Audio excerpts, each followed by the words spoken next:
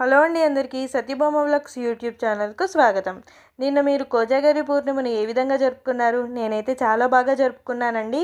మీరందరూ ఎలా జరుపుకున్నారు అనే విషయాన్ని నాతో కామెంట్లో తప్పకుండా షేర్ చేసుకోండి.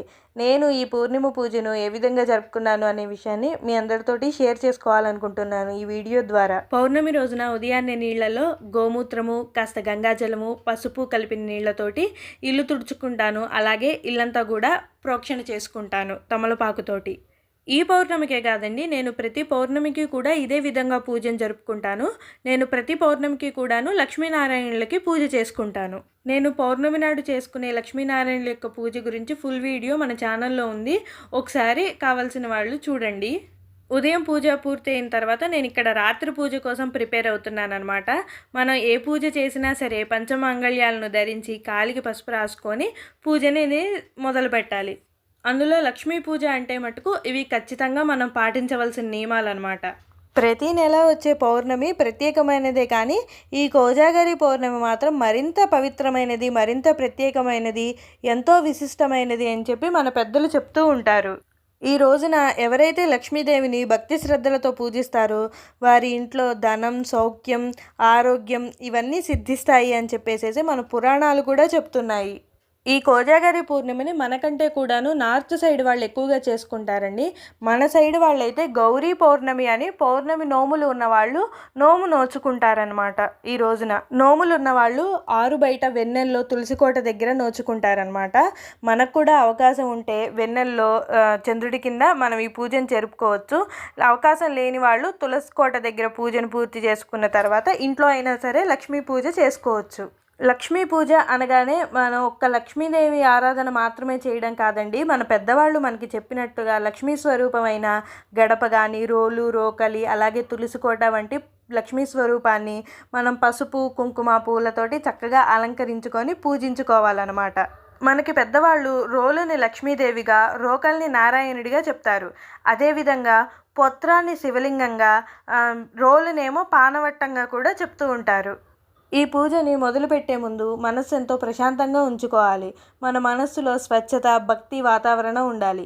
ఈ పూజలో ప్రత్యేకత ఏంటంటే ఈరోజు అమ్మవారిని గవ్వలతో పూజించి రాత్రికి జాగరణ చేసి మనం పూజించిన గవ్వలు లేదా వేరే గవ్వలతోటి మన దగ్గర ఉన్న గవ్వలైనా సరే ఈరోజు రాత్రి శబ్దం చేయాలి. సాధారణంగా మన పెద్దవాళ్ళు రాత్రిళ్ళు గవ్వల శబ్దం చేయకూడదు, గవ్వలు ఆడకూడదు, అంటే అష్టాచమ్మ గవ్వలు ఉంటాయి కదా అవి ఆడకూడదు అని చెప్పేసి చెప్తూ ఉంటారు. కానీ ఈ రోజున మటుకు గవ్వల శబ్దం చేసి గవ్వలు ఆడడం వల్ల లక్ష్మీదేవి అనుగ్రహం కలుగుతుంది. ఎందుకంటే ఈరోజు లక్ష్మీనారాయణులు భూలోక సంచారానికి వస్తారనమాట. ఈ రోజున నిద్ర మేల్కొని గవ్వల శబ్దం చేసిన వాళ్ళకి లక్ష్మీ అనుగ్రహం కలుగుతుంది అని చెప్పేసి మనకి ఒక కథ కూడా ప్రాచుర్యంలో ఉంది. ఆ కథ ఏమిటి, పూజా విధానం ఏమిటి అనేది నేను ఇంతకు ముందు వీడియోలోనే చెప్పున్నాను. అమ్మవారికి పరమాన్నంతో పాటు నేను చలిమిడి, వడపప్పు, పానకం కూడా నైవేద్యంగా పెట్టుకుంటున్నాను, పచ్చి చలిమిడి. ఇక్కడ వీడియోలో చూపిస్తున్నట్టు ఈ విధంగా వాకిట్లో చెంబుతోటి నీళ్లు పెట్టుకోవడం వల్ల పాజిటివ్ ఎనర్జీ అనేది ఇంట్లోకి వస్తుంది అని చెప్పేసి ఈ విధంగా పెట్టుకుంటున్నాను అనమాట. అయితే ఈ నీళ్ళని నేను రోజు ఉదయం పూటే పెట్టుకుంటాను.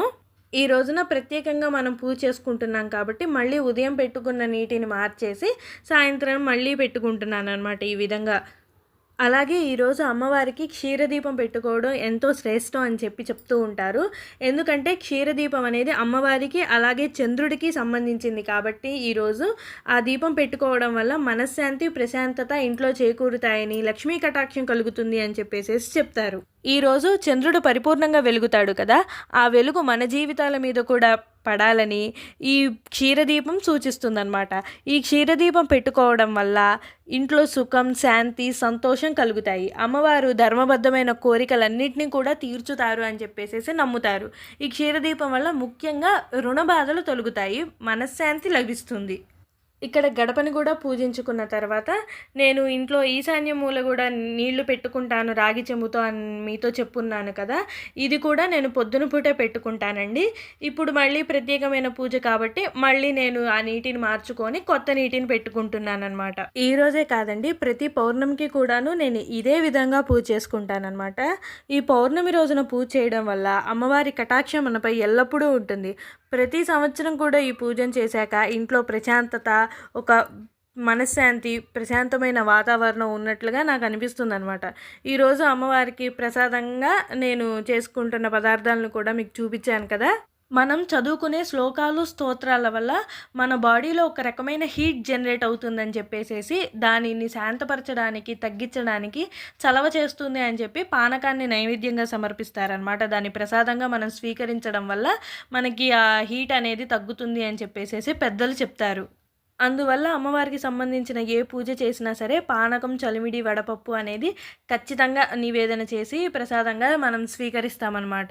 ఈ విధంగా తులసి పూజ, ద్వారలక్ష్మి పూజ పూర్తి చేసుకున్న తర్వాత మనం వండిన పదార్థం ఏదైనా సరే, పరమాన్నం అయితే పరమాన్నం, లేకపోతే పాలు ఒక గాజు గిన్నెలోకి తీసుకొని చంద్రుడి కిరణాలు పడే దగ్గర పెట్టుకొని దాని మీద ఏదైనా చిల్లులు మూత పెట్టేసేస్తే, నా దగ్గర చిల్లులు మూత లేదు అందుకే ఈ మూత పెట్టుకుంటున్నాను. అది పెట్టేసేస్తే చంద్రుడి కిరణాలు దాని మీద పడి దాంట్లో పాజిటివ్ ఎనర్జీ డెవలప్ అవుతుంది అని చెప్పేసేసి చెప్తారు. తర్వాత ఇది ఇంట్లో వాళ్ళందరూ ప్రసాదంగా స్వీకరించేయవచ్చు. నేను కొంత ప్రసాదాన్ని చంద్రుడి దగ్గర పెట్టుకున్నాను, కొంత ప్రసాదాన్ని ఏమో అమ్మవారికి నివేదన చేసుకున్నాను అనమాట. ఈరోజు పొద్దునే గోవులు వచ్చాయన్నమాట మా ఇంటి దగ్గరికి, ఇంకా గోపూజ కూడా చేసేసుకున్నాను. అంతేనండి ఈ వీడియో కనుక మీకు నచ్చినట్టయితే లైక్ చేయండి, షేర్ చేయండి, అలాగే నా ఛానల్ని సబ్స్క్రైబ్ చేసుకోండి. మరిన్ని పూజా వీడియోస్ మీకు అందుబాటులోకి వస్తాయి. Thank you.